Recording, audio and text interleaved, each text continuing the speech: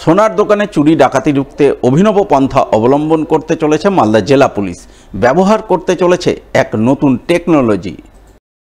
সেই টেকনোলজিরই শনিবার ব্যবহারিক প্রয়োগ পরীক্ষামূলকভাবে খতিয়ে দেখলেন স্বয়ং জেলা পুলিশ সুপার প্রদীপ কুমার যাদব। এদিন তিনি অন্যান্য পুলিশ আধিকারিকদের নিয়ে প্রথমে মালদা শহরের বিনয় সরকার রোড এলাকার এক সোনার দোকানে যান। সেখানে পরীক্ষামূলকভাবে নতুন টেকনোলজির ব্যবহার করেন। নতুন টেকনোলজি ব্যবহারের ফলে কিভাবে স্বর্ণ ব্যবসায়ীরা চুরি ডাকাতির হাত থেকে রক্ষা পেতে পারেন তা পরীক্ষা করেন। মালদা জেলা প্রশাসনের এসপি সাহেব, অ্যাডিশনাল সাহেব এবং আইসি সাহেব টোটাল প্রশাসনের থেকে এসেছিলেন। ওনারা একটা নতুন অ্যালার্ম সিস্টেমের একটা তৈরি করছেন, সেটার জন্য আজকে তার ডেমো দেখানোর জন্য এসেছিলেন। এটাতে আপনার চুরি হওয়ার সময় সেই অ্যালার্ম সিস্টেম বাজাতে গেলে থানা থেকে ডাইরেক্ট অ্যালার্ম সিস্টেম বাজবে। এটার জন্য মালদা জেলা প্রশাসন, Malda merchant chamber of commerce এবং বঙ্গীয় স্বর্ণশিল্পী স্বর্ণ ব্যবসায়ী সমিতির যৌথ উদ্যোগে এই সিস্টেমটা এটা চলছে। আজকে ডেমো টেস্ট হচ্ছে, চালু হওয়া এখনো দেরি আছে। এটা খুব বড় একটা টেকনোলজি একটা আসছে, পরবর্তীতে দেখা যাক কী হচ্ছে। এটা সোনার দোকানে নতুন টেকনোলজি পরীক্ষামূলকভাবে ব্যবহারের পর জেলা পুলিশ সুপার ইংরেজবাজার থানায় যান। সেখানেও টেকনোলজির পরীক্ষামূলক কার্যকারিতা খতিয়ে দেখেন। কিভাবে সোনার দোকান থেকে থানায় বিপদ সংকেত বেজে উঠবে তা সংবাদ মাধ্যমের সামনে তুলে ধরেন তিনি।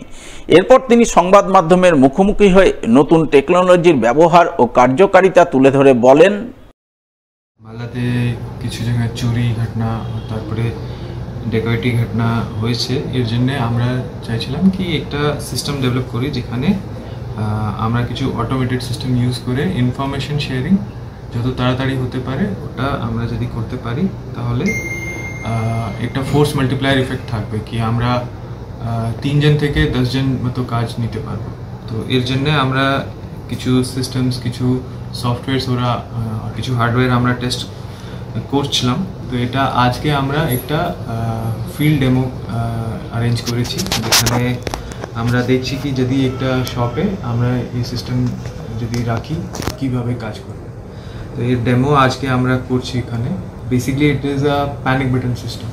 তো এখানে প্যানিক বাটন সিস্টেমকে একটু মডিফিকেশন করা হয়েছে, যেখানে 2-way টকিং সিস্টেম আর যে ওনার যে অ্যান্টি বার্গলারি সিস্টেমস যে থাকে, কি শাটার যদি ওপেন হয় या ডিস্টার্ব করা হয় या फिर ওয়াল সঙ্গে যদি কিছু মুভমেন্ট করা থাকে या फिर কিছু কিছু মুভমেন্ট সেন্সর, যেখানে কি যদি রাত্রিবেলা সব বন্ধ আছে আর ভিতরে যদি কিছু মুভমেন্ট হচ্ছে তো মুভমেন্ট সেন্সর টাইপ। তারপরে যে shock sensor, shutter sensor, motion sensor, smoke sensor যদি ওনার দরকার আছে যদি ফায়ার জন্য, তো ওটা ইন্টিগ্রেট করতে পারে। তারপরে মেইন জিনিস যে আছে ওটা হচ্ছে SOS বাটন, যে मतलब প্যানিক বাটন। বেপরোয়া বাসের ধাক্কায় টোটো উল্টে বেশ কয়েকজন আহত হওয়ার ঘটনার প্রতিবাদে পথ অবরোধ করে বিক্ষোভ দেখালেন পুরাতন মালদার মুচিয়া অঞ্চলের আদমপুর এলাকার বাসিন্দারা। শনিবার এই ঘটনাকে ঘিরে ব্যাপক উত্তেজনা ছড়ায় আদমপুর বাবুবাজার সংলগ্ন মালদা নালাগোলা রাজ্য সড়কে। যদিও পরে মালদা থানার পুলিশ গিয়ে অবরোধ তুলে দিয়ে পরিস্থিতি নিয়ন্ত্রণে আনে বলে জানা গেছে। আমরা বুলবুলি থেকে আসছিলাম, পরিবার ছিল আমার। বুলবুলির রেল গেটের নিচে যে টার্নিংটা আছে সেখানে আমি গাড়ি স্লো করে পাস করছিলাম। এবার বাস প্রচুর স্পিডে এসে আমার টোটোকে ধাক্কা মেরে দেয়। টোটো একবারে পাল্টি হয়ে যায়, আমাদের পরিবার সুদ্ধা। আমার ভাতিজা আছে, ওর ক্ষতি হয়েছে, মা আছে, মাথাতে লেগেছে, 3টা ছেলে ছিল, ক্ষতি হয়েছে, ওদেরকে হসপিটাল পাঠানো হয়েছে।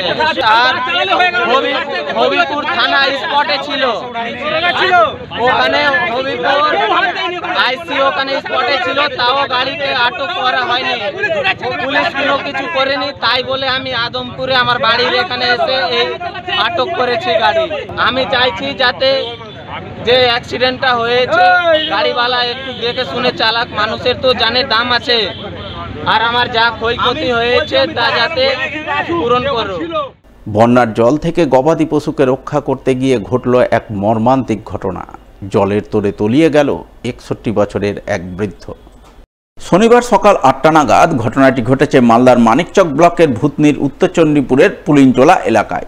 জানা গেছে, জলে তলিয়ে যাওয়া বৃদ্ধের নাম সোমেন মণ্ডল, বয়স 61 বছর, বাড়ি ভূতনির বন্যা কবলিত উত্তরচণ্ডীপুরের গিরিটোলায়। এদিন তিনি তার গবাদি পশু গরু, ছাগল, ভেড়া নিয়ে ভূতনি ব্রিজ সংলগ্ন শঙ্করটোলার উদ্দেশ্যে যাচ্ছিলেন। সঙ্গে ছিলেন তার 26 বছরের ছেলে নিখিল মণ্ডলও। তারা দুজনে মিলে গবাদি পশু নিয়ে পুলিনটোলার জলমগ্ন রাস্তা ধরে এগিয়ে যাচ্ছিলেন। ওই সময় হঠাৎ করে একটি ভেড়া জলের তোরে ভেসে যেতে থাকে। সেই ভেড়াকে রক্ষা করতে গিয়ে বৃদ্ধ সোমেন মণ্ডল জলে তলিয়ে যান। ওই সময় বাবাকে বাঁচাতে ছেলে এগিয়ে গেলে সেও জলে তলিয়ে যেতে থাকে। ওই সময় গ্রামবাসীরা কোনো রকমে ছেলেকে রক্ষা করতে পারলেও বাবাকে বাঁচাতে পারেনি, তিনি জলে ভেসে যান। এরপর স্থানীয়রা নৌকা নিয়ে খোঁজাখুঁজি শুরু করেন। পরে বিপর্যয় মোকাবিলা বাহিনী গিয়ে স্পিড বোট নামিয়ে উদ্ধার কার্য শুরু করে। অবশেষে দুপুর নাগাদ জলে তলিয়ে যাওয়া বৃদ্ধের নিথর দেহ উদ্ধার হয় বলে খবর। আমরা সকাল টাইমে তখন ঘড়ি থেকে মোটামুটি 6টা বাজে আর কি, এই সময় এখানে নৌকার জন্য দাঁড়িয়েছিলাম।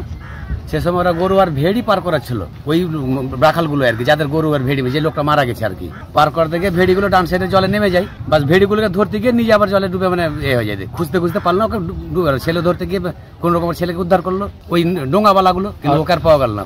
ওই আনুমানিক তবুও 60-এর মতো আর কি। পরিস্থিতি ভয়াবহ, দেখতে পাচ্ছেন জলের অবস্থা কিরকম বাড়তে আছে, ভয়াবহ পরিস্থিতি।